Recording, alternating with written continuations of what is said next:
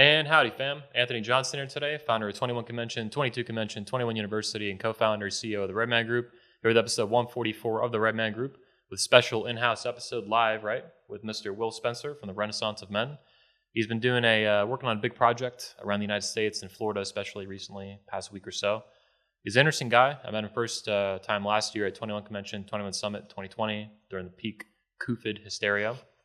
I got to know him there a little bit at the event, talked to him, got to know a lot of our speakers, and we've become kind of distant friends since then through the internet and the wonder of technology and watching him on Twitter and his podcast, all kinds of things. Anyway, I appreciate you coming out, Will. Big time. Thanks, Anthony. This is great. Yeah, man. So first things first, for the guys who don't know you, like I've been telling them here, I got to know you a little bit. Your story last year at 21. We had maybe a long conversation in the hallway at one point for like an hour. But for the guys who don't know you, like, who are you, what are you about, and what's up with the Renaissance of Men podcast you got going months ago at this point? Mm-hmm. I'll just start by telling my story about how I discovered you in the manosphere. Okay. And so that'll feed into the Renaissance of Men. So in 2006, I lost my mother. She ended her own life, unfortunately. And so I was in a place where I had to and my parents were divorced at the time. My grandmother died of grief essentially 6 months later. Whoa. And it was really intense. I was in the room when she passed as well.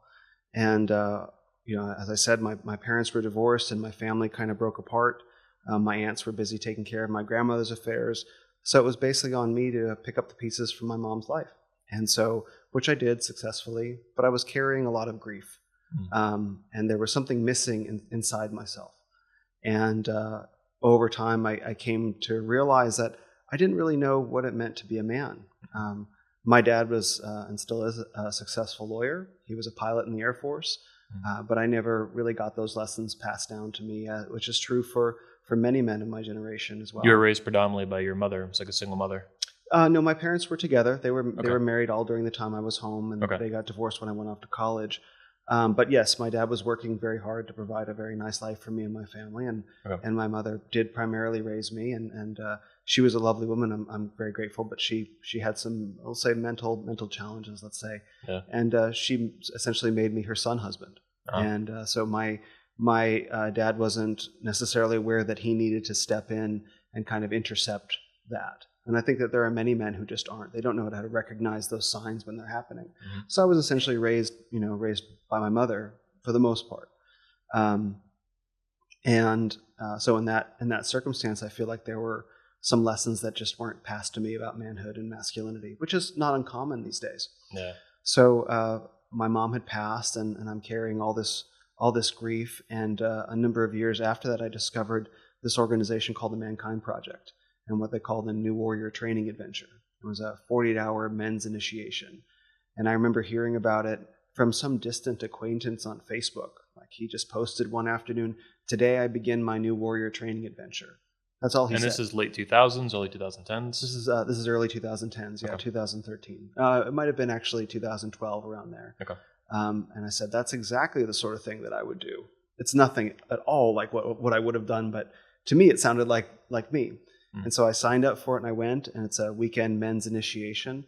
It was a very powerful experience for me, growing up as sort of a softer kind of boy.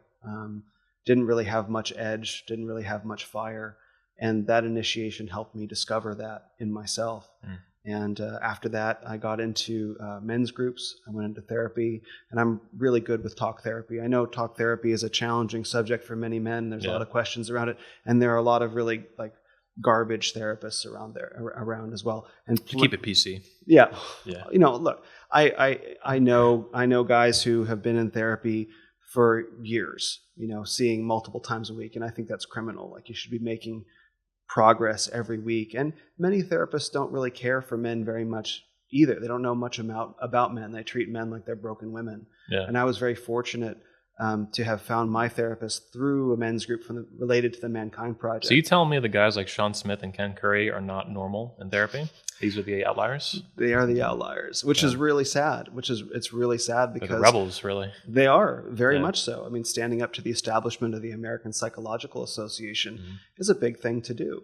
As we all know, as men these days, speaking out for the things that we believe in comes with costs, especially professionally. And these men are blazing a trail because I think that there's wonderful possibility for many men in the profession of therapy and psychotherapy and psychology. It just betrays men in many cases. I got very lucky. I got very lucky to find a therapist who was on my side and helped me do what I needed to do. And between that and men's groups, within a couple years, I had completely turned myself around as a man. And I've seen maybe I'll show it in the video. There's a photo of you, like a before and after, basically. It's pretty startling. You're stunning. I'm like, holy shit. I'm really proud of that photo. Yeah. That was me. The photo on the left, and I'll send it to you, but the photo on the left was me in 2012. And the photo of me on the right was me 8 years later, almost to the day in 2020. Yeah. And so that's a result of the journey of transformation that I went on, specifically, exclusively through working this world of men. Yeah. Reading the books, following the instructions, working with male therapists, going to various healing modalities, and essentially turning myself inside out to empty out all the junk and find out who was left. And this is the man who was left. And that's where the Renaissance of Men came from. Yeah, it's pretty impressive, the journey you've been on, man. Even again, that photo, it's like, it's so obvious that you're a different man. Yeah. Like, not just like, you didn't just lose some weight or something. Like, you're just, in every little detail of the photo, you're just fundamentally different, is what it looks like to me. So just at a glance, never mind talking to you, getting to know you and stuff. Yeah. I didn't know you back then, obviously, but I've gotten to know you since then.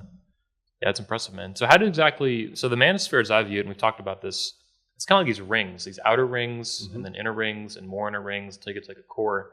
And I do view the Mankind Project maybe distantly as part of the manosphere, on the periphery somehow. Sure, yeah. We've talked about some issues with that too, because I have some, in my view, there are some limitations as to who could be like manosphere and who could not. Right. If they're genuinely for men, or are they for men for something else, for society, or for women, or whatever excuse people want to make. What is the vision of men that some of these organizations are trying to make men into? Yeah. So there's like a little bit of a litmus test to being manosphere or not. But what eventually led you though to the manosphere, where we both agree like it is manosphere and not something distantly related? Like what was the connection there to finding 21 in the manosphere? So I as I said, I went through the Mankind Project, started with men's groups and a therapist, and I liberated myself to fulfill my lifelong dream of traveling the world, which I had saved for many years to be able to do. So I was traveling through 2016 and 2017, and I got into 2018, and I think what happened first is I was looking for books about masculinity, and I came across Hunter Drew's 31 Days to Masculinity. And I did part of that program when I was living in New Zealand at the time, very briefly. And I'm not sure the magic that happened from that, but I liked that program. And you know how Amazon sometimes talks to YouTube, sometimes talks to Twitter, and we can't say how it all gets around, but it does. Yeah. I remember seeing Richard Cooper's 21 talk, Be Better.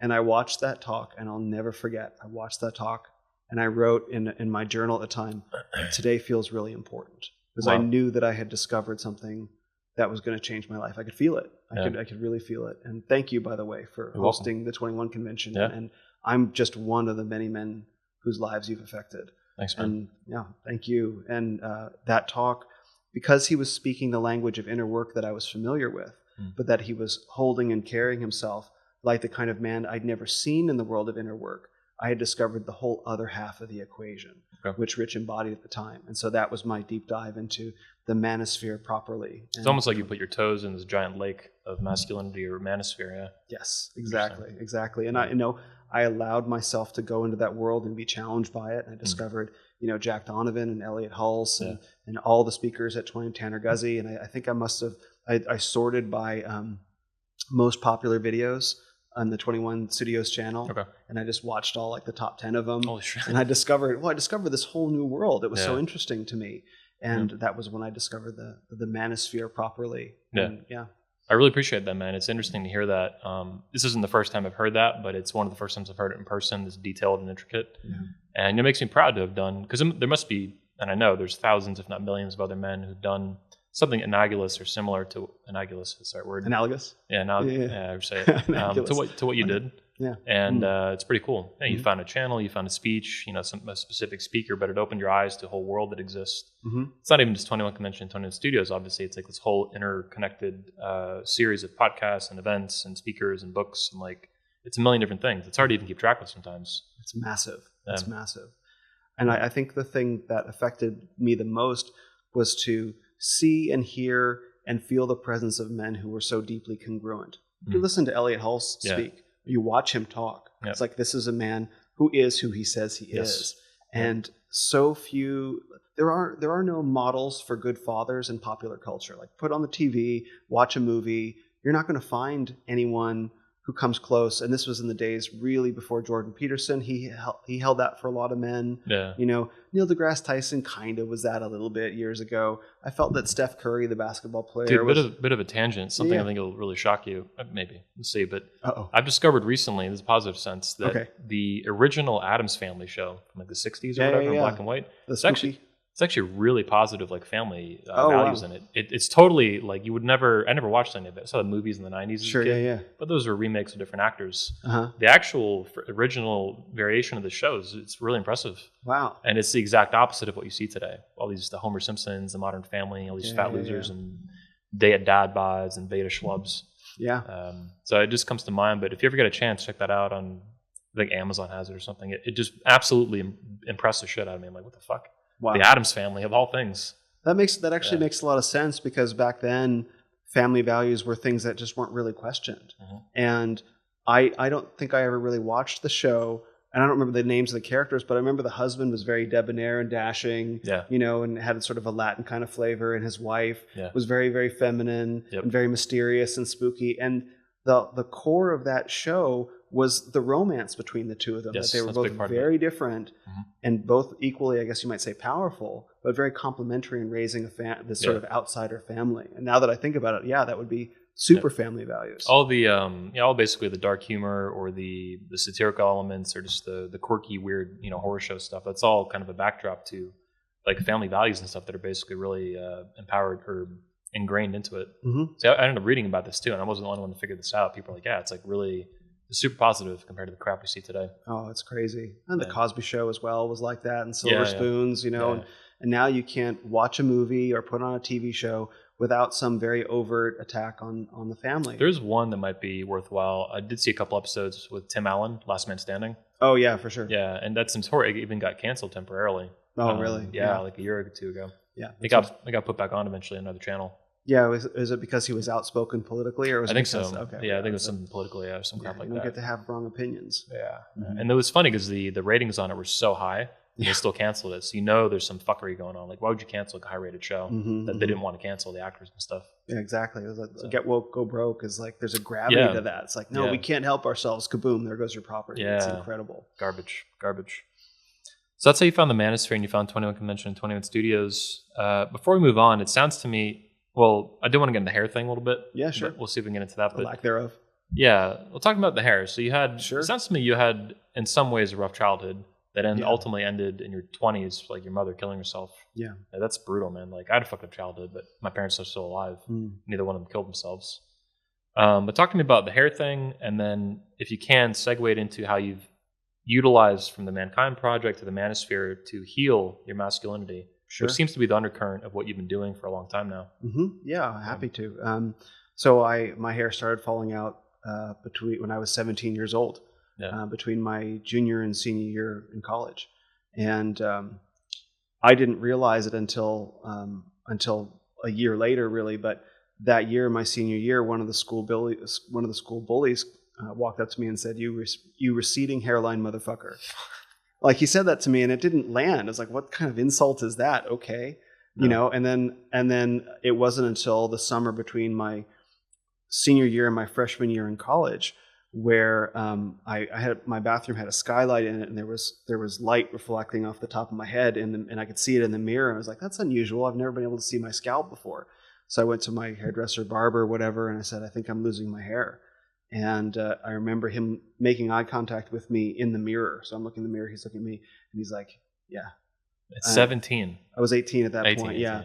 Well, damn, it's brutal. It was brutal. Well, the thing was, I had worked really hard to get into Stanford University, which I'm very proud of.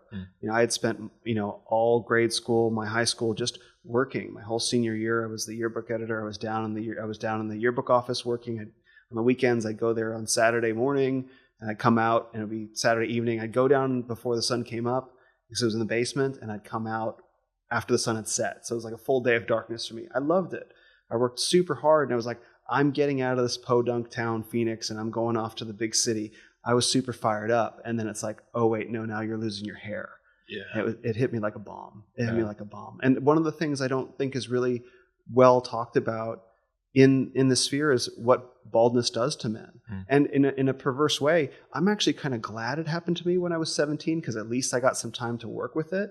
I can imagine that you're a guy in your late 20s or early 30s and you're just kind of coming into some sort of economic and social power, and it's like, boom. And it's just how devastating. Cutting in the knees, basically. Exactly, because there's a real feeling. I mean, I even felt it. There's a real feeling of a loss of virility. My dad and I have a great relationship now, but I didn't have a good relationship with him then. And I didn't want to look like my dad.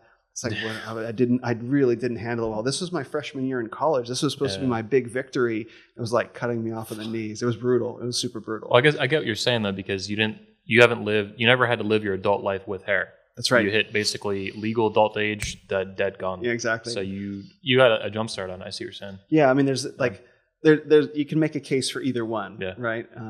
But I never got to grow my hair out. I never got to dye my hair blue. Beard game's strong, doing well. Yeah, thank you. Yeah, this was 2016 when I started growing this. Okay. So I just decided to give it a shot. I had just gone through a breakup, and I was like, fuck it, I'm going to grow my beard out. And it's like, oh, this is kind of awesome. So I'm enjoying it. Yeah, nice. Yeah. Appreciate it, man. So we were talking a minute ago about healing your masculinity. Is that a way you've interpreted your journey from the Mankind Project into the Manosphere? Do you feel it's happened to you over time? And how's that been looking for you?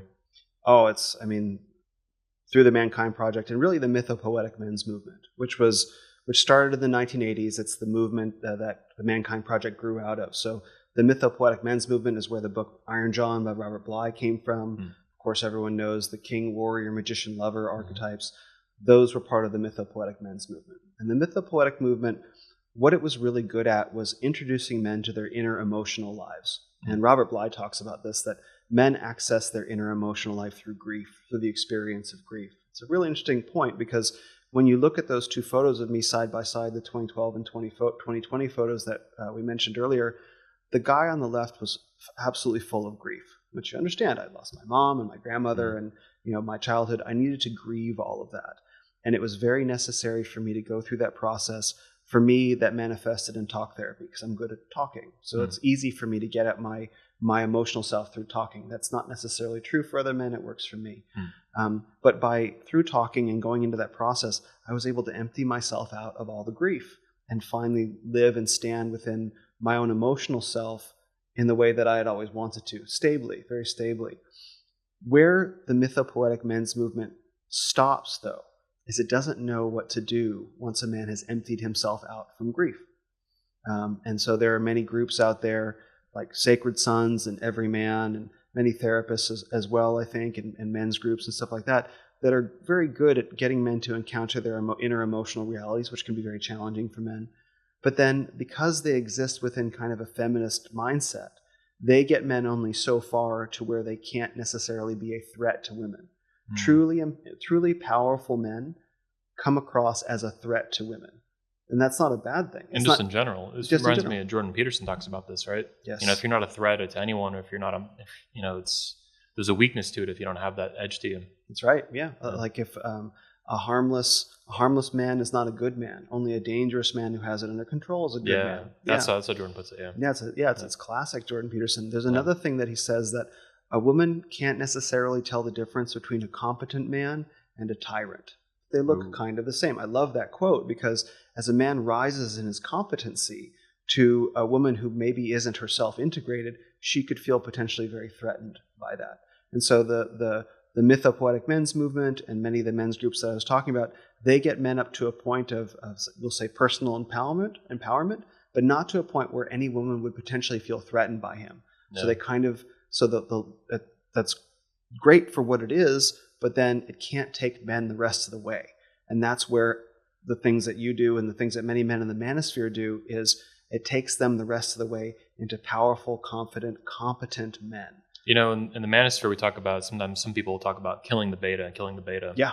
And these guys sounds like they're making, whether or not kill the beta and then build the alpha. Mm-hmm. And I think in the manosphere, number one, there's not enough build the alpha, talk and discussion and thrust.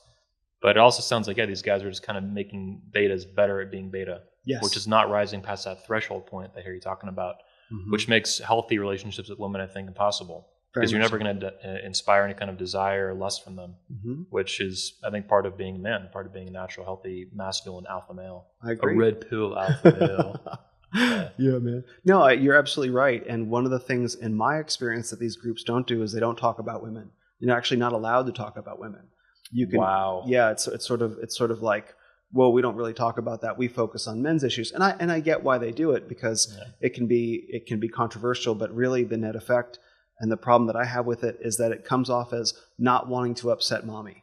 Right. Yep. We'll build the better beta. Wait, right? Isn't this what Iron John is? This is a big part of Iron John is like upsetting your mother, basically taking the key from under the pillow and shit. Yeah, exactly. But it doesn't really where the mythopoetic men's movement stopped, because they didn't know.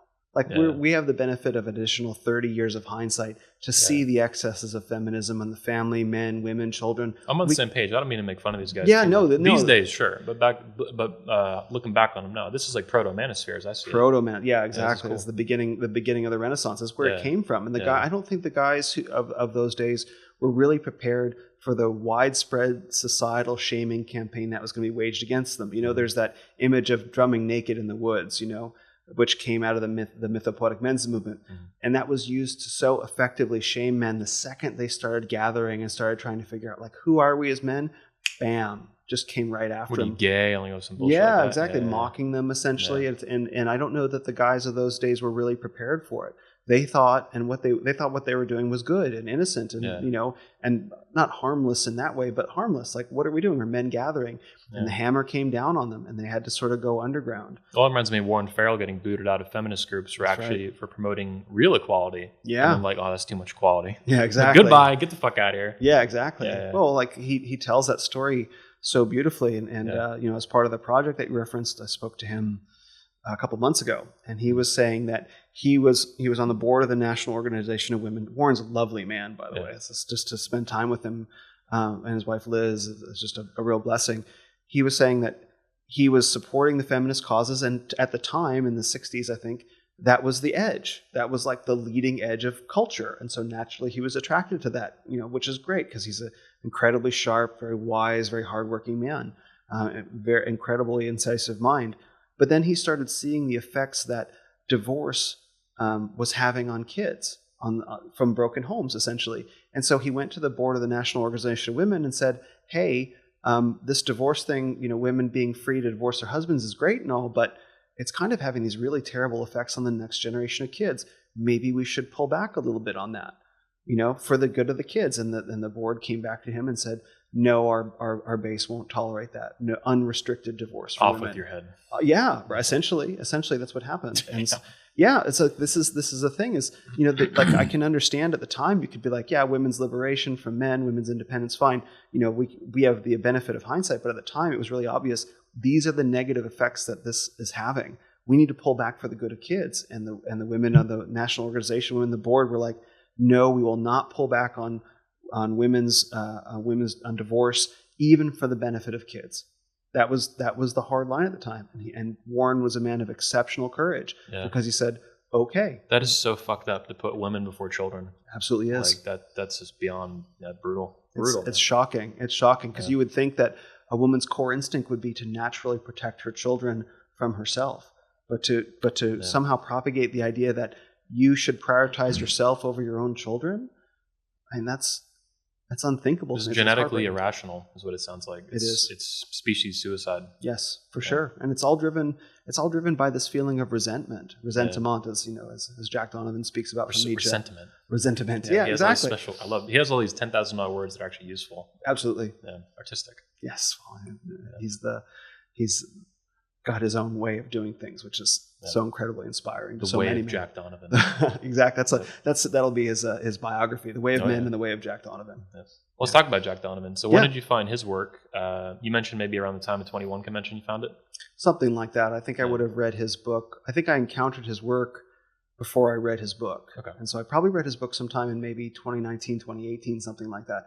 And I was just so blown away by The Way of Men to read him lay it out. Yep. He just laid it out like, yes, didn't have to be a big, thick hardcover thing. It's just like it's a slim, well-designed, well-written volume that just hits you right in the chest. Yep. And that book is legendary for a reason. Yeah. What are some of the ways that his work has influenced you? Tactical virtues, tribal things, anything else? I really like, I like a number of different things from his work. I like, obviously, the tactical virtues, because that's a really good barometer to explain to men who don't necessarily get masculinity that there is something fundamentally different between men and women. It's that men throughout all of history have been required, if they want to succeed as being men, to display strength, courage, mastery, and honor. And those four. There are lots of ways to be a good man that change based on the society, right? But to be good at being a man, you have to embody those four characteristics, and that's universal. And men select from the best of each other based on who most embodies those virtues. Now, you just mentioned these are universal too, and I think that's really important for the audience to understand. Like, you mean that, and so does Jack, and I think they're right. Yeah. Whether you're black, white, Italian, Cuban, Asian, like these are for thousands and thousands and thousands of years.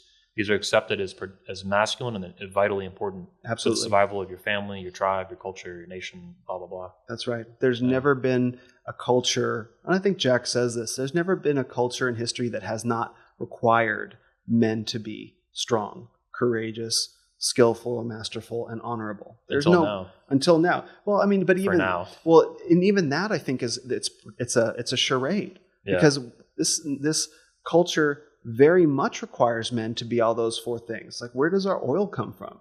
Like there aren't beta males on the oil rig, It's women doing it. Yeah. Women work on the sanitation line and the sewers. Yeah. Yeah, for sure. Well, it's men on the front lines. One of the things I try to explain to people is that our civilization is built on the broken bodies, blood, and bones of men, billions of men, nameless men. We just can't see it. And so it's one of the things that we all kind of take for granted as being men, that we're essentially disposable. We know that on a genetic level because generations have been disposed of before us. Yeah. It's a very powerful thing to sit with, and that Warren Farrell gets into in his book, The Myth of Male Power.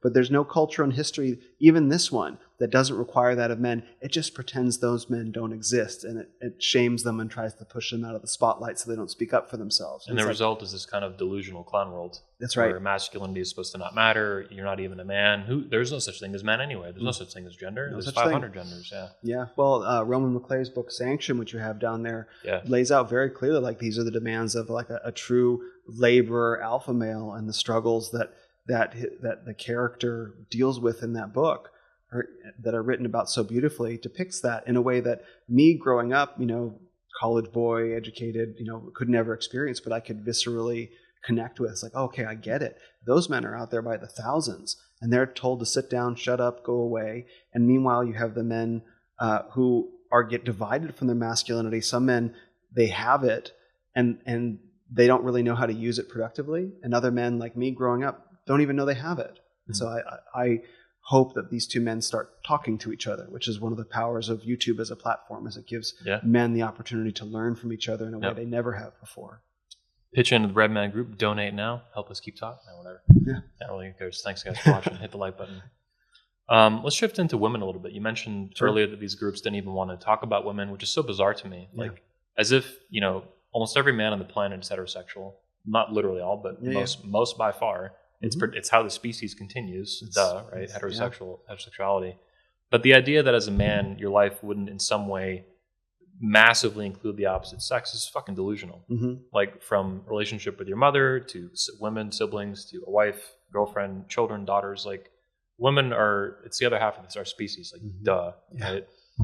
But even from your perspective, having seen the manosphere and the proto-manosphere, and now having your own podcast and doing these, all the projects that you work on and stuff, what do you see? I'm trying to figure out where the question. We don't see that happening for women, is where my head goes to, right? We don't really see. Now, I think we're beginning to see that would make women great again, right? I've even seen a model that came out in 2018 where they were saying that the manosphere is leading to a masculine rebirth, which will lead to a feminine rebirth as an offshoot. Yes. And then a civilizational rebirth if it doesn't fucking collapse. Or maybe collapse is included. Who knows? But what do you see there? Like, why aren't women having a rebirth, right? Until maybe now with the manosphere kickstarting it. I mean, it's frustrating, right, to see that. I think they are. Okay. I think they are very much. The situation, this is how I describe the situation of modern men.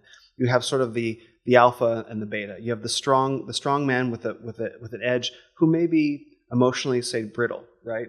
There is something to the mask of masculinity argument. The feminists go way too far with that, but there is something to that. We can all think of a man who's very, very tough outwardly, and you can tell that there's something unintegrated inside him that's really eating at him. He's right? Emotionally constipated. Yeah, exactly. That's exactly right. I've got some of my own emotional healing to do. Yeah, of course. So. Yeah, and it shows because we can have this conversation. Thanks. And so I think that there's a lot to that. The best benefit of inner work is to be able to engage fully with the moment as it is, and not constantly be churning in your head. You know what I mean? And so men who have done that work, they have whatever happens to their life in terms of their story or their fulfillment or purpose, there's just such a better enjoyment of the moment, and can always tell when a man has done that, as you have. Thanks. So you're a connoisseur of the moment, I guess you'd say. Connoisseur of speakers and the moment. Exactly. Yeah. So you have these men that are emotionally constipated, right? That's one side of a man. And emotionally illiterate is how Richard Grennan, a buddy of mine, would put it. Yes. They just don't even know how they feel at all, even if they try. That's right. Yeah. Some men, they just can't get there. And some of those men can be very strong and very capable, right? And maybe even be adaptive for them to be like that. But they are emotionally illiterate, right? On the other hand, you have men who have some amount of emotional diarrhea. There's there is that. I mean, where it's like they can't contain their emotions, or there's a weakness or a softness to them. Almost like at a Fight Club, those groups, and they're all just like crying and crying and crying. All they do is fucking cry. It's like there's more to being emotional in a man than crying indefinitely. Yes, absolutely. That's a necessary skill to learn, but with like the Mankind Project, that's not the end of the road. So if we look at those two kinds of men, the emotionally overexpressive man, the overly literate, and the emotionally illiterate man, those are not two different species of men. That's one man who's been broken in half. The man who has emotional literacy needs to learn from the man who is emotionally literate. And the man with physical illiteracy, you might say in terms of fitness and his body and his presence, can learn a lot from the man who's physically literate. Men have so much to teach each other, and they're so divided right now. So men have been broken in half by 140 years of industrialization and war. It's like a constant drumbeat of industrialization, World War I, the Great Depression, World War II, Korea, the 60s. Well, then you stack feminism on top of that. We've been hearing smash the patriarchy for over 100 fucking years. It's like, when is it going to be smashed? And is that really a good idea in the first place? Like, I don't know about this anymore. Yeah. Well, I mean, if you ask a feminist to like paint a picture from, or you can do this with any liberal. Now, I used to be liberal. I was part of Occupy Wall Street in San Francisco. I was very active. Well, I was really mad about what the big banks had done, which I think was a really legitimate protest. So I went into that movement, and after doing a year's worth of really hard work, I started to wonder, like, well, help paint a picture for me of the world that we're trying to build. Okay, so you don't like the big banks or whatever, save the spotted owl, because it's this giant hodgepodge of different political ideas that we're all trying to move their way forward to something productive. And I wanted to get someone to paint a picture for me of the world they wanted to build, and they would not do it. I could not get anyone to paint a picture. Like, well, how much taxes do you want to pay? 60%, 70%? Like, as Sean Smith would say, let's operationalize this. No one ever would. And so, so it's like, we need to smash the patriarchy. Well, how will we know when the patriarchy is smashed? Like, point to the picture. How much is too much? Does that mean killing fatherhood completely? Like the nuclear family? Like, when does this fucking end? Yeah. Well, there was an article in the Washington Post, I think, that said, when can we start killing men? What? Yeah. Yeah. And it's like, why? No, another one was, why can't we hate men? Yeah, exactly. That was on the Atlantic maybe or something. It's just fucking retarded. Well, the truth is that was the academic side of feminism that was there during the 1960s. Janice Fiumengo talks a lot about this, and now it's just surfacing. Now the real face of feminism is being revealed. The mask is coming off. The mask is coming off. They don't have to. They think that they're in total control of the culture, and the mask can just come off, and they're going to be unchallenged. So, you come around, big dick swing, and make women great again. That's right. Smack. Yeah. So anyway, men have been broken in half by that 140 years of industrialization and war and propaganda, et cetera, et cetera. And in that space, if men are broken in half, women will look at the, it's the alpha fucks, beta bucks thing, right? Which is a really good observation. And you have Sheryl Sandberg saying, date a bunch of guys, in your 20s and then settle down. It's like that coded language. Yeah. Well, so women's experience of men is, they'll date the asshole guy who's emotionally illiterate, and they'll find that relationship unfulfilling, and then they'll go and they'll date the nice guy. They'll find that relationship unfulfilling, and they bounce back and forth. And they draw the conclusion that men are shit. If this is all men are shit. And so that women feel like they have to be the man. So as the manosphere and many of the men doing the work begin to step up and be the man, women don't have to be the man anymore. They can be the woman. And there are so many women more all the time who are enjoying that role and are discovering that this is who I've always wanted to be, but never felt I could. Yep. And so I believe very much that we're living through a renaissance of men, the manosphere, and what you're doing at 21 is the leading edge of a 40-year cultural wave. Thanks. That will, absolutely, and that will lead to a renaissance of women. That is leading to a renaissance of women because men and women interact. They exchange energies. As men step into their masculinity, it frees up space for women to step into the feminine, if only because a masculine man and a feminine woman, if a masculine man and a masculine woman collide, if you really hold your frame strong enough, you can potentially... You will be what happens when the unstoppable force meets the immovable object, right?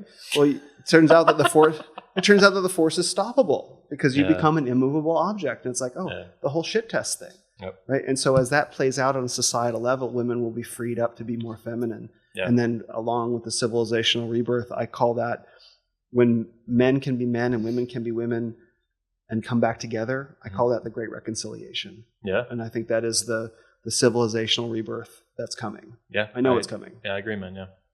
There's no guarantees in life, so I keep that in mind. I mean, things could, 2020 is such a great example of how fucking retarded things can get. Yeah. I mean, 1,000 different ways. But I do think this is basically not only on the table, but where things are heading. Yes. Even if sometimes short term, it's like, oh, fuck, everybody starts stocking up the toilet paper and the food and the ammo. Like, they're burning down the fucking neighborhood down the street, Right. But I love it, man. I do think that the manosphere is going to change the course of American history. Absolutely. That's what I want to do with it. That's what I think the community itself more or less is doing in these different ways. Make Women Great Again, is the first time the manosphere has reached out to women in a positive and productive way. And we took a lot of heat for that last year. Sure. In the media, even in the manosphere, people were bitching at us. You can't make women great again. That's logical thinking. All this retarded nonsense. What does that even mean? It dehumanizes women to the point where they can't even think at all, which is just dumb. Dumb. I'm a big Ayn Rand fan. I mean, she was a genius. There's plenty of women who've done. Men by far are much more the statistically geniuses, but there's plenty of genius women. Absolutely. And women are sometimes useful for things beyond cooking, cleaning, and breeding and stuff. Occasionally, no. But I love it. And I think it is what I'm getting from you, and I think we're on the same page, is that it's very natural for men and women to connect and to communicate.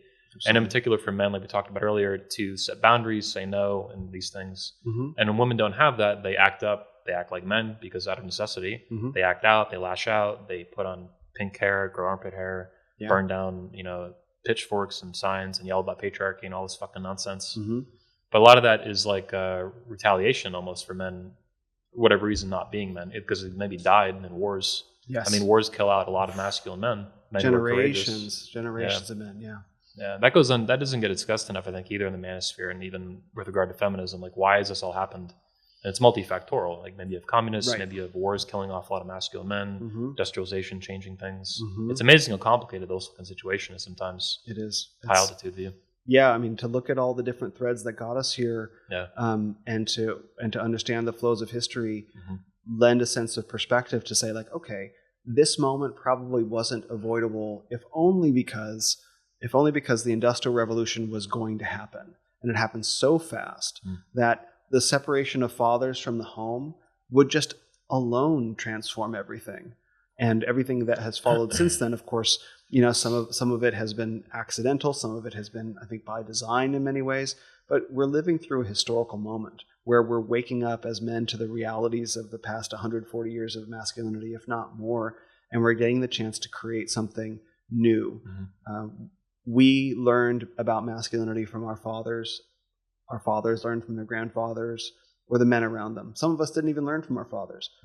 But the amazing thing about this moment is we have the opportunity to learn not just from our fathers, but for the best fathers from all of history. Look at all these books, the stories that are in here, right? The speculations. No one's ever written about masculinity and femininity to the volume that we have today. And you have YouTube channels and Twitter and, books and conventions and we have the opportunity to learn from the best men of the moment and the best men of all time. I think there's no excuse for men not drawing from that, just drinking from it as much as they can. Because that was my story. That was how I transformed myself. It's like, this is the most interesting stuff I've ever read. Give me more. That's been my experience of the manosphere for 15 years now, man. That was I remember that feeling emotionally distinctly when I found the PUA community wing of the manosphere. It was just this, like, it was like finding an ocean or a lake, dipping your toes in, you're like, whoa, this is dope as fuck. And I knew that it would not all be perfect. Even off the bat, I was like, some of this is just going to be stupid, but a lot of it I could feel was going to be good. I could apply it, test it, and tinker with it and stuff. Yeah, it's such an amazing community. I love it. It's been my whole life. That's one of the communities I've learned the most about from you, because that's the one community of men I've never really participated much in. Yeah. I didn't really have much need to, but I've been super curious, and I know that there are probably ways that, I've been sexually successful in my life, let's put it that way, but I've never had to learn pickup artist techniques. And I sometimes wonder, like, well, I'd like to try some of these things out. Maybe there's room there. Yeah. No, they've had a good influence. They took a lot of heat, over the years and stuff, being weirdos and this and that. Some of that's true. But there's the TV shows and the top hats and the books and all this kind of fucking bullshit. But overall, it's been, I think, very net positive for men. Just from a social skills perspective, that's really what it is. Social, sexual skills, exerting yourself as a man socially, just bars, clubs, whatever. And these days, not Tinder and all this bullshit. Right. Which is a lot different, but it is what it is. Well, to listen to Socrates talk about it the other day, him explaining that the pickup artist community, though it's portrayed very much as like mystery and, like you said, the feather boas and the whole like showmanship kind of aspect to it. But what he said was that it's really just a lot of men discovering the notion of personal development for the first time. Yep. It's really grounding perspective, and that really grounded the whole thing of what the men were really doing. It made sense. It's not a whole bunch of guys wanting to be, the not circus clown, but wanting to be those, I guess, comic book versions of themselves. There's just guys trying to figure out basic things that men used to just know. You can watch movies, with World War II fighter pilots or whatever going off to war, and they're at the dance with all the girls, you know what I mean? And it's like the guys are all talking amongst the guys, and the girls are talking amongst the girls. Is like, the guy and the girl make eye contact. Like, that just used to be life. And so now men are having to learn those skills from each other on the internet. It's really incredible that we've gotten to this point. Yeah. Some of it too is even adaptive to feminism, I think, just the ways that female behavior has changed so dramatically in a dating sense. And it's like hookup culture, and it's like, how do you operate in that? Should you operate in that? If you're going to, what are you going to do exactly? And the PUAs teach you how to do that. Yeah. For better and for worse. Well, that's the interesting thing to me about where the red pill community came from, is that all the PUA guys started comparing notes from around the world, and they sort of realized, like, wait a minute, kind of cracked the code here, and the whole thing unfolds. Like, this world is not what we thought it was. I love women a lot, but it's been my view for a while, and I maintain this in the manosphere for years, and I've been saying this on Twitter every, 6 to 12 months, I'll just tweet it. And I think women for a long time, they basically, not maliciously, it's very inadvertently. Like, there's also the theory that women destroy civilizations given excess political power in these things, especially when detached from responsibility. And that's been the case in Americans Day one. Yeah. The ability to vote is the ability to exert political power, and then no responsibility or duty to be drafted into war and get your head blown off. You can vote for a president who will take you to war, and you will not be drawn into that and watch your friends burn alive, or watch yourself melt under a grenade or something. You don't have to pay the consequences of your choices. Yeah, that's right. Yeah, that's a really good point. Yeah. Where was I going with this, though? We were talking about the PUA community and the red pill stuff. Yeah, I had somewhere I really wanted to take it, though. I just lost train of thought with it. We'll have to get back to it in a minute. It's going to be killer, too. Okay. Too bad. But let me ask you this. So what are some of the ways you want to see, make women great again? That's my old thing I've been leading the charge with, having a shit ton of fun with. Sure, yeah. What are some of the ways that you think that women should be great again today? What do you see there? Promiscuous behavior, virginity stuff, motherhood, wifehood, these things. What are your thoughts on that? Well, I think one of the topics that is really up in the manosphere in general is around women and careers, in particular. Like, should women work? Should women vote? That seems to be an argument that's really happening right now. And I take the position of, well, what feminism has said for the past, say, 50 or 60 years is that women are not good women unless they're working. I've had some friends that lived in San Francisco for a while, and they have a couple young sons, and the woman went back to work. The mother went back to work within weeks after giving birth to her son. And I don't know that it was that she was so committed to her job, maybe, but I think she had inside some sort of feminist ideas that if I stop working, I'm being disloyal to women somehow.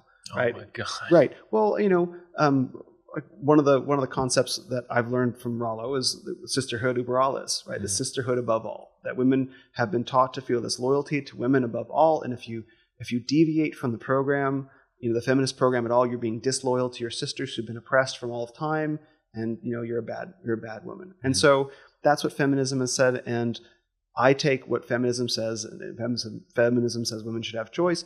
I turn it back and I say, you're absolutely right. Women should have the choice to be mothers if they would like to choose to do that. And that's a legitimate job.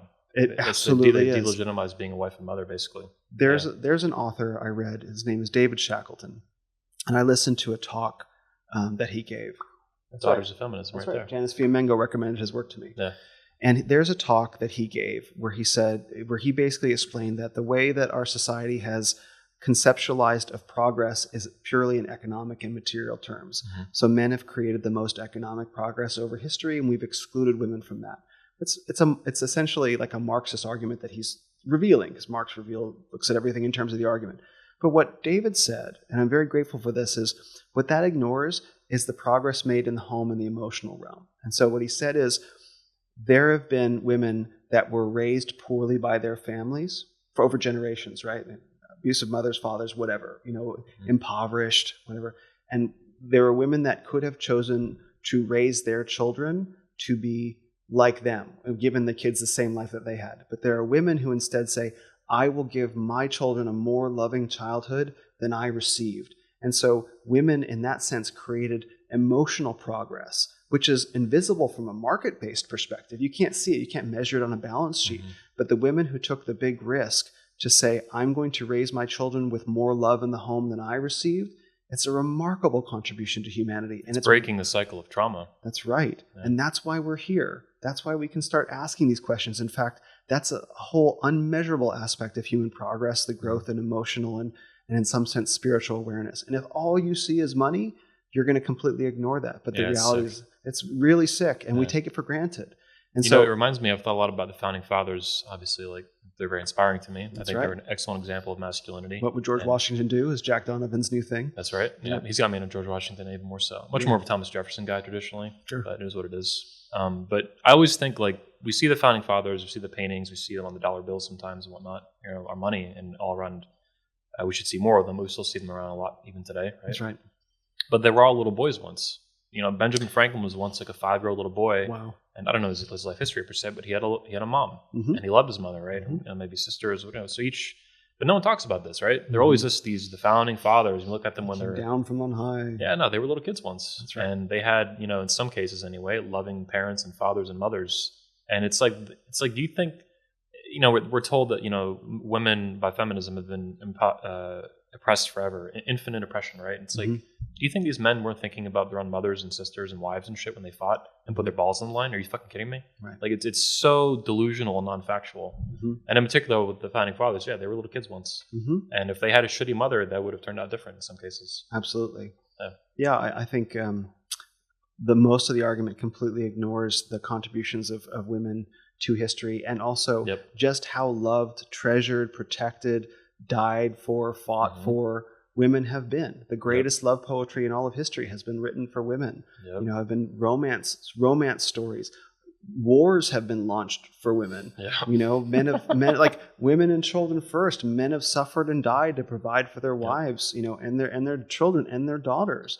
And you can look at history if you are predisposed to view history through the lens of oppression. That's the gift that critical theory has given us, is that it looks at everything in terms of a lens of oppression. But when you take off those glasses and you see reality for what it is, the picture is so much more complicated, and you can find not just hope but truth if you do that. But if you're stuck with these socio-political lenses that have been slapped onto your face in college and stapled on, you got to pull them off. And that's the quote unquote red pill moment, the awakening to reality that it's not what you're told it is, and you can find out what it is for yourself. But there'll be a cost for that. I like my pills extra red. That's right. I take the whole bottle too, not just one. I like my pills like I like my hats. Yeah, exactly. Extra red. Fuck yeah, dude. I did, by the way, think of the thing I lost train of thought with earlier. Yeah. And it's my own little personal theory that for a long time, and I don't think it's out of malice, kind of like, if women destroy civilizations, kind of like we're seeing now with feminism running out of control. Women have not put that in check. I think this is an example of men putting it in check, or beginning to. Women, though, basically inadvertently run like low-key beta propaganda. And that, I think, is what... Not even low key, but yeah. Sometimes it's not low key, sometimes it is, though. And I think that's, with the red pill and the PUA community, they both have that notes sharing idea. And this is what the internet enabled for the first time in history. That's right. Separate from the proto-manosphere before the internet. This is men around the world, particularly in America and Canada, but really around the world, sharing notes about their own state of masculinity, being a man, but also their interactions with women. And it really has spawned so much. It's so special. That's never happened before in history. Never. Ever. It doesn't mean things like the Bible and these different religious texts didn't have useful, very real, practical, reality-based information about the sexes. They do. Right. They call it biblical masculinity and biblical femininity in a Christian sense, which is fine. I just call common sense masculinity, common sense femininity, a return to common sense, right? As founding fathers would put it.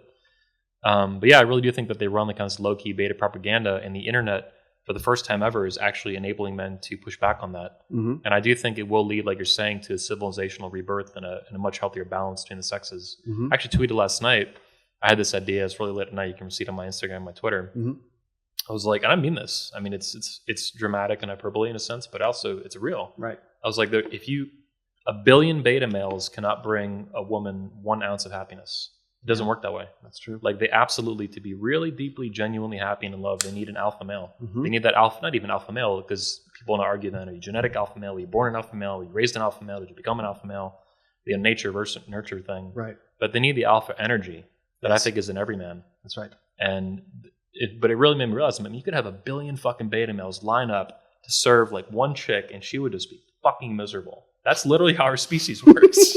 That's crap. So I was like, my concluding sentence was, our species is broken, like fundamentally fucking broken. Yeah. And there have been, I think, mechanisms over time that try to curtail this and moderate it. Sexuality is a powerful thing. I think every religion has rules and regulations for it for a reason. Yeah. But it's still like dysfunctional, basically, in the long term. And I do think, we need to change things around a little bit.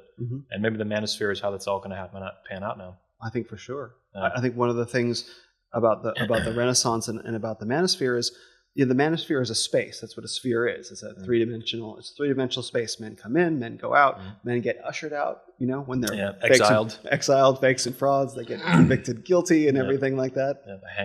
Get the pitchfork. Exactly. But the Renaissance is a process. And so the Renaissance has been going on for 40 years, since the myth of poetic days or even before. And it's this process of rebirth that we're living through, which is, it's not a revolution, because a revolution goes around and around, right?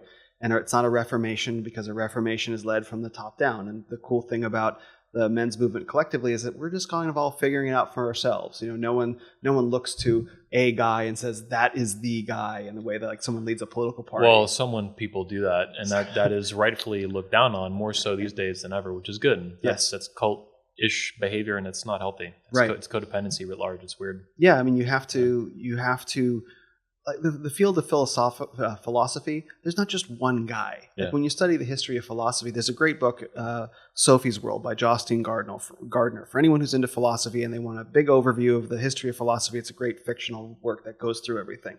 But you can't just say like, there's one guy. Like, well, there was Plato, but he was pretty dope. But then there's Nietzsche, he was pretty cool. And then you have to see them all in different, as having a big conversation with each other. And the men's movement has been that. It's a big 40-year-long conversation, but it's going somewhere. It's going to a rebirth of masculinity. And it's a renaissance. It has a beginning and an end point when masculinity is reborn. It's like, oh, we've arrived. And would you see it also as an awakening or a reawakening somehow? Is that a word you would use as well? I think it's an awakening for the first time. Okay. Because I think there's never really been the opportunity to question masculinity. Masculinity was what masculinity does. It's just what we had to do to survive as a species. And our prosperity, our shared prosperity, has enabled us to sort of forget a whole bunch of things. We have this sort of cultural amnesia about what it was like to fight for survival now, and we've forgotten after a couple generations. But that's kind of a good thing. I wouldn't ever want us to go back to a widespread struggle for survival. I don't think we all really truly want to be the Mad Max warlords, and some dudes do want that. And it's like, if you could come and fight for civilization, we could use you and we'll reward you on the back end. You know what I mean? Like, come and fight for civilization and we'll gift you with land and you can do your own thing, but fight for us, please. Fight with us is a better way of putting it. So I think as a result of that, we have the opportunity to really say, well, there were all these really great things about masculinity in centuries prior, millennia prior, right? Going back to Gilgamesh and Homer and all of that. And there are actually some really good things about masculinity now. I think it's probably a net benefit that men have the opportunity to become more emotionally integrated, if only because they can better connect with their children. Right? I think that's a beautiful thing. So if we can take the best of the past and the best of the present and put them together, we can make a cool new third thing that's never existed before. So that's why I think it's not a reawakening. I think it's an awakening for the first time. Okay. And it's hugely exciting to be on the leading edge of it. It's just what a time to be alive and to be a man. Yeah, I love it, man. It's the way you're articulating it, I think, is really spot on, kicking ass, and it's just my life every day. Yeah, like I have some awareness of that. I'm in the middle of a hurricane in some ways, trying to lead in these different ways, physically with conventions, online, as a public figure, and this and that, make them great again, battling with the media and feminists and stuff, and it's a lot. And I do my best, and I think I do pretty good. You do a great job. I also recognize I'm still really young. Yeah. And that I'll do much better when I'm older. I'm 32 now, so 42, 52, whatever. But yeah, it's exciting, man. There's so much that happens so fast sometimes. It feels like the years just burn by. You're in your 40s now, right?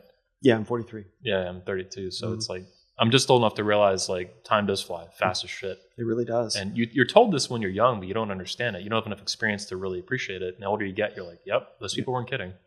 Well, one of the things that I find that slows time down is novelty. So I've traveled a fair bit, and traveling, it's like a week can feel like a year. And I think I thought about that. I said the reason why I think is because everything is so new, your brain is so activated.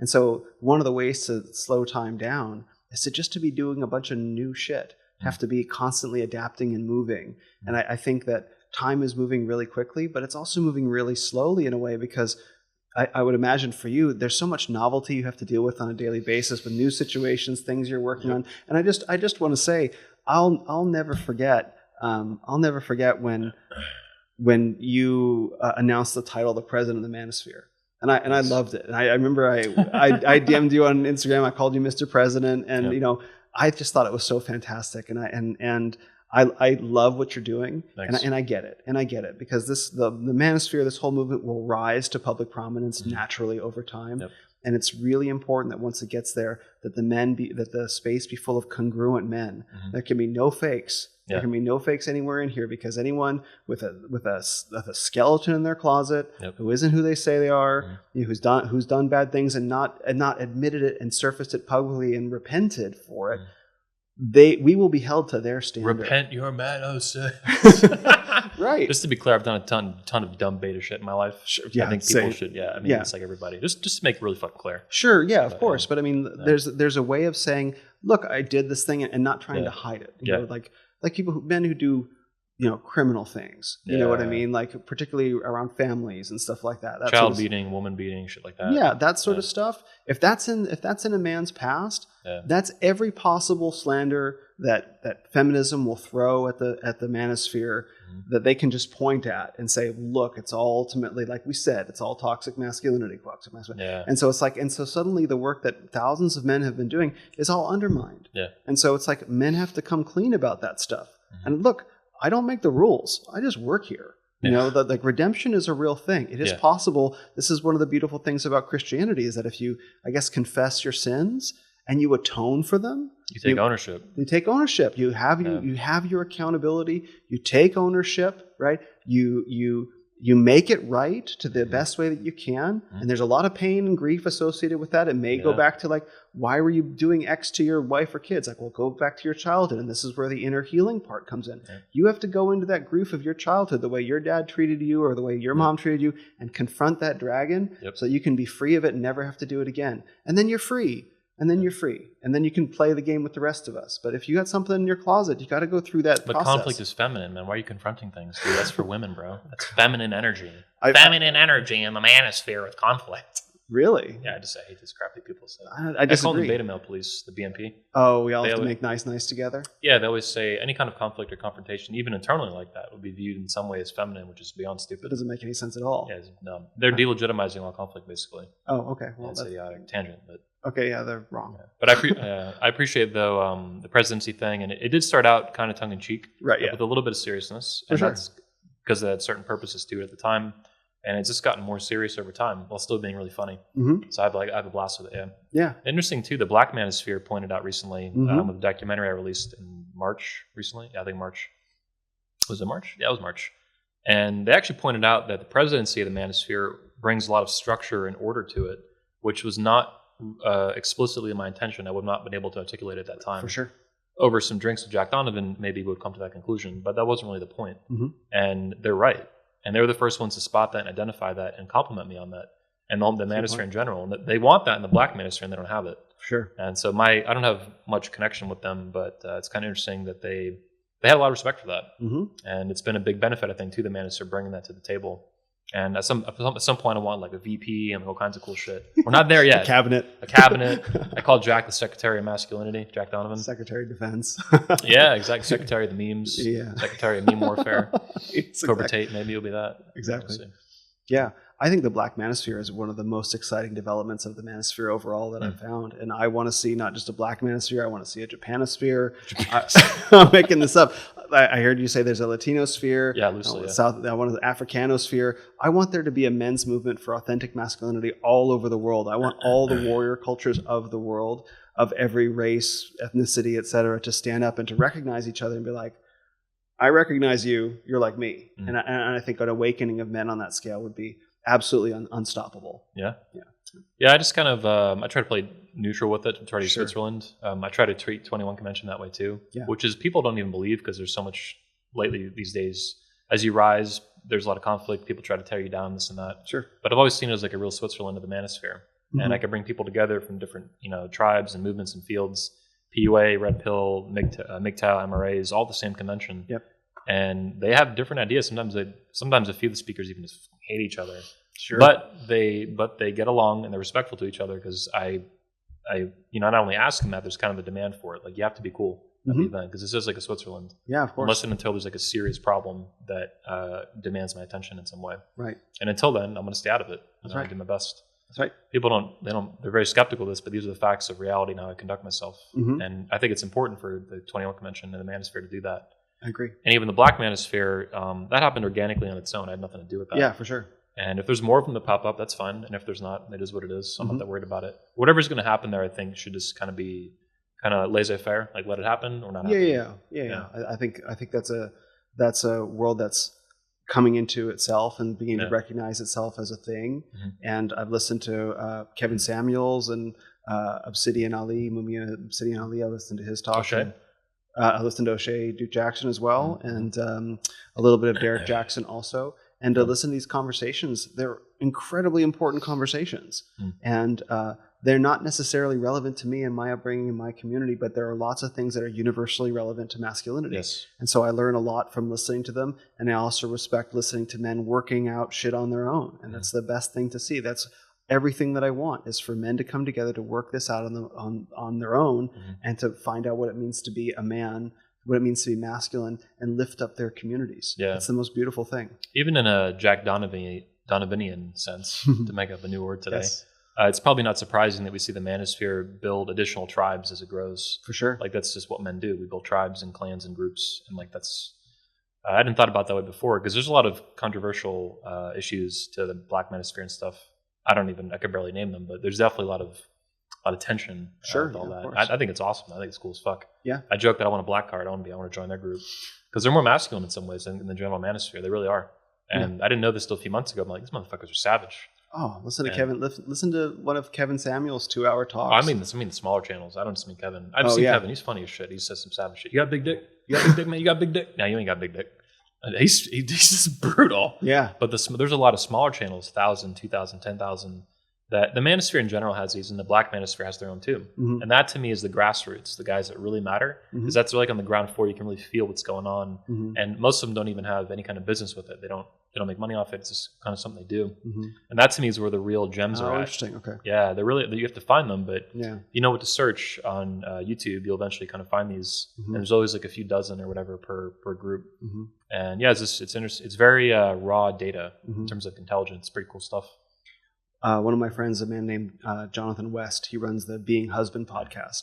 And he's Black from Nashville. And we observe that there's not a lot of one of the conversations that really needs to be happening in America right now is around race. The three things, every culture around the world, and I've traveled a bit, every culture around the world has different taboos. So, for example, in China is the 3 T's: Tibet, Taiwan, Tiananmen. Those are the 3 things that you can't bring up in polite conversation in China. I don't speak Mandarin, so I didn't get to test it, but that's pretty known. In America, the 3 things that we're not allowed to talk about, the height of taboo, is money, weight, and race. And these are the 3 things that not coincidentally are tearing America apart. The inability of us to have an intelligent conversation about money, where it comes from, where, included weight. Obviously, it's like when you even hint to someone like, hey, look, I'll put on some weight. Oh, and the whole world. I don't like fat women. Oh, you're evil. It's like, no, I just don't like fat women. Like, leave me alone. Yeah. And the comments that you get for something like that, you know, and even if you try to provide like some constructive criticism to it, people are very sensitive around it. Fat is beautiful. Fat is the new beautiful. It's like, no, you're just obese and sick. I mean, I used to be fat. Me too. Yeah, and it's fat kid. Sucks. My challenge to anyone who says fat is beautiful or fat is healthy, it's like, look, get down to a low BMI. You know what I mean? Get down to men if you can see your abs or beginning to see the outline of your abs or whatever. Try living the other way. Get yourself there, and then you can make a reasonable comparison. Yeah. If you don't do that, then you have no right to have an opinion. Because if you say you're healthy, well, try to see what the alternative is, and then you get to decide. Because I really believe that if I could snap my fingers and everyone who would say, fat is healthy would experience 24 hours in a perfectly fit body, and then like Cinderella would go back to being fat the next day. At the end of 24 hours, they'd be begging. They would be begging, because I used to be fat. I was miserable. During 2020, when the lockdowns happened, I was living in New Zealand. I had just moved back to the U.S. I moved into my apartment the day the lockdowns hit. I was in Phoenix. All I could do, it was literally it was looming. I could just buy a mattress and a box spring, and I had a little wood table that I had used for an altar that I had in storage. That was my bed table, and that was all my furniture. And so it's like, okay, I'm locked down in this new city. I don't really know anybody. What am I going to do? Well, okay, I have total control over my time. I have total control over my diet. I don't have anyone to go and hang out and eat dinner with or drink with or anything like that. I have total control over what I eat. Now's the time that I'm going to get in shape. And 6 months, 40 pounds came off. Wow, damn. And it's like, it was the best gift that I ever could have given myself. I give myself the gift of life. Yeah. And I'm the only person who could give me that. Yeah. And so when people say fat is healthy, it's like, well, I've been fat and I was miserable. And I sorted it out, and I was 1,000% happier than I could have possibly imagined. It set the stage for everything that could come. But just to get back to the issue of Jonathan West that I brought up, I do an episode of my podcast with him called Race in the Renaissance, and it's a 1 to 2 hour conversation where we talk about racial issues, what's going on within the Black community, and masculinity and the manosphere and the Renaissance, and how that feeds in, how the Black community is different.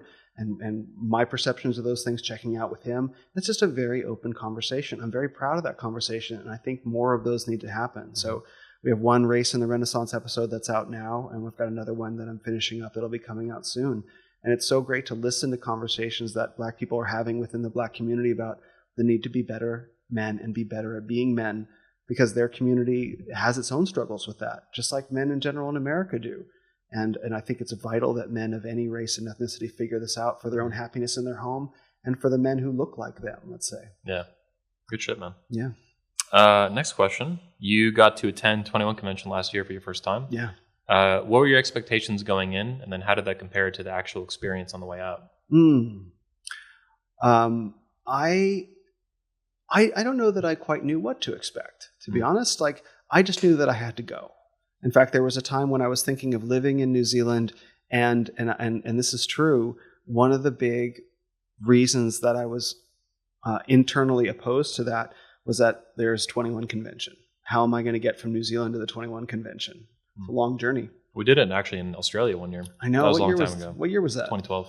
Was that where the Nick Sparks talk was? Mm-hmm. Okay. No, there was a big speech though from there. It got 2 million views almost. James McLean. Okay. A lot of big speeches came out of that event. Yeah. Yeah.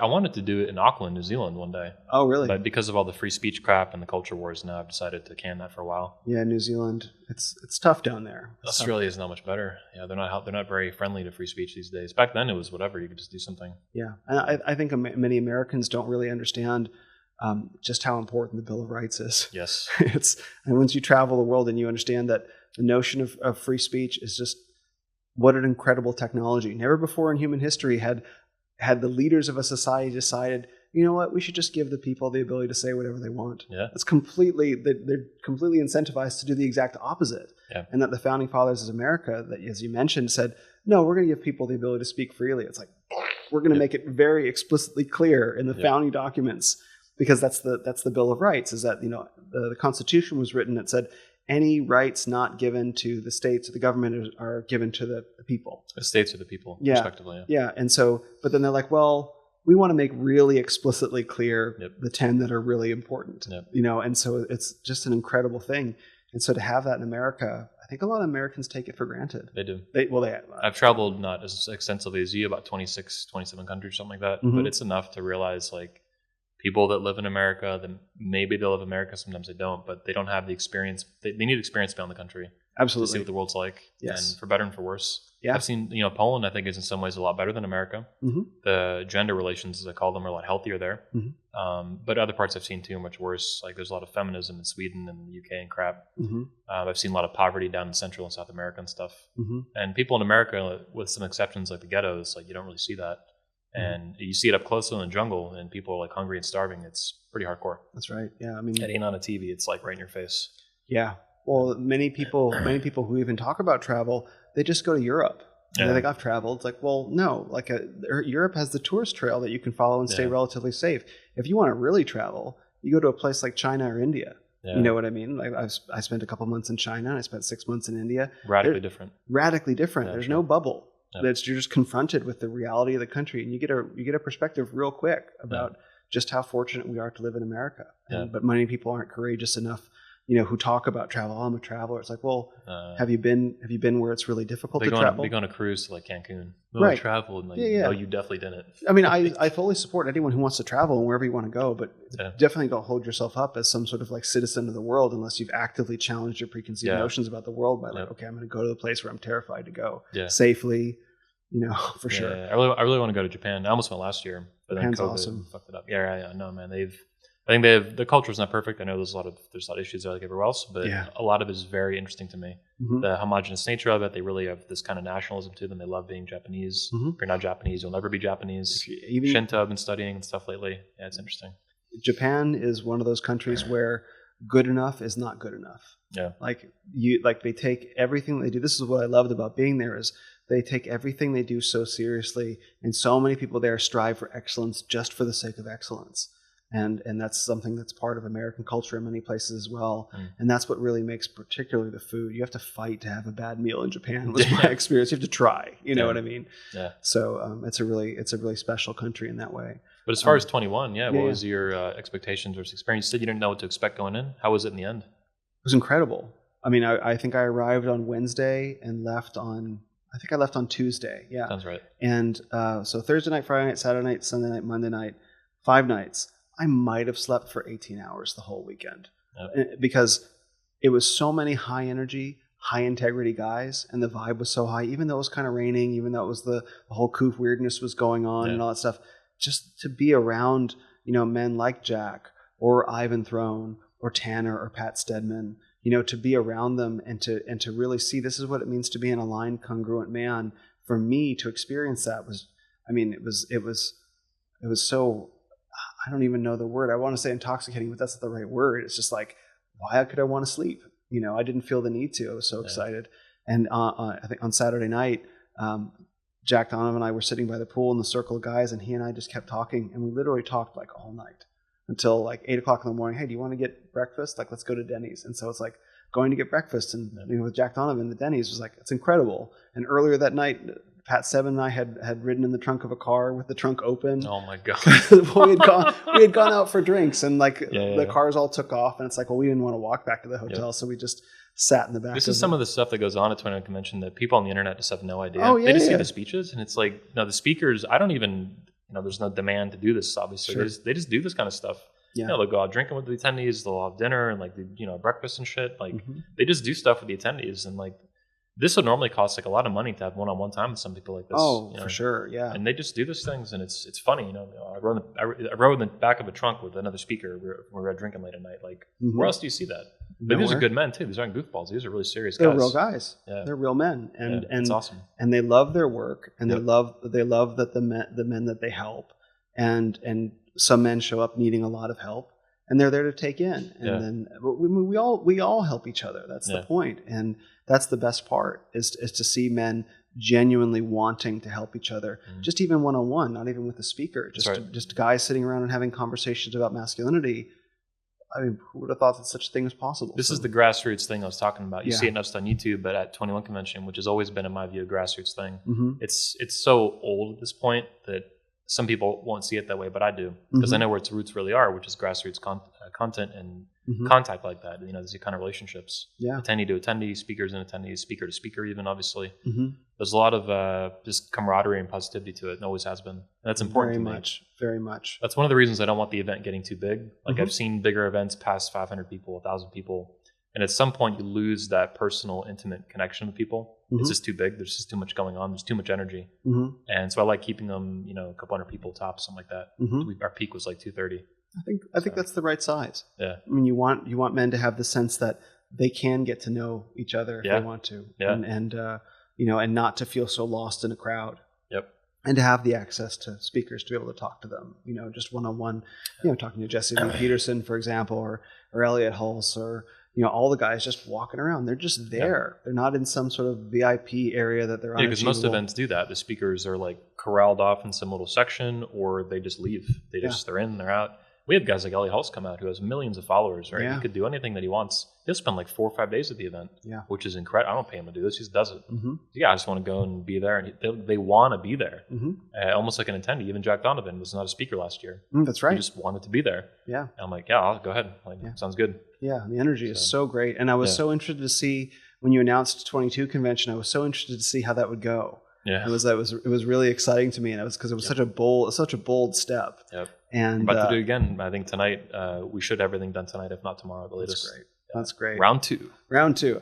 I mean, I think that conversation needs to be had, but I think what isn't obvious is that the whole notion of make women great again is happening in the context of make men great again. Yes. It's like, it's really easy to lose the sense of like, no, you've been doing this convention to make men great again for the past 15 years, so there's no lack of balance there. Which there was a big, that's also what set up making women great again. Like, you're right. I mean, we've been making men great again since day one, 2007 or even 2006, depending on how you view it. And it's not controversial to say make men great again, because men are, hit on today so much, or, how to put it. Beat down would be a way to put it by culture. But yeah, that's what we do. And I think that was basically the skeleton, or the foundation to build Make Women Great Again off of. Yeah. That the media even picked up on this. Like, this isn't some random dude doing a random event. This is like this dude's been doing this for over a decade for men and fathers. Yeah. Now he's doing it for women. So it has this whole framework that I could fit it into very easily. I knew exactly what it would look like, where I wanted to do it. The city, the location, the venues, this and that, the speakers, the film team, the video team, the security team. Like, there's like so much that goes on behind the scenes people don't understand. I have to lead like half a dozen teams. Yeah, for sure. But I was able to do all that in a heartbeat for 22. And I think it's also made it a threat. It wasn't some random schmuck doing an event for the first time where they fuck it up, right? That's right. It's a shithole fraudulent event. I don't know any of those in the atmosphere lately. They don't exist. But no, for real, I'm the best at what I do, I think, in our industry, in the market. Absolutely. And I was able to like compress that into, let's do it for women.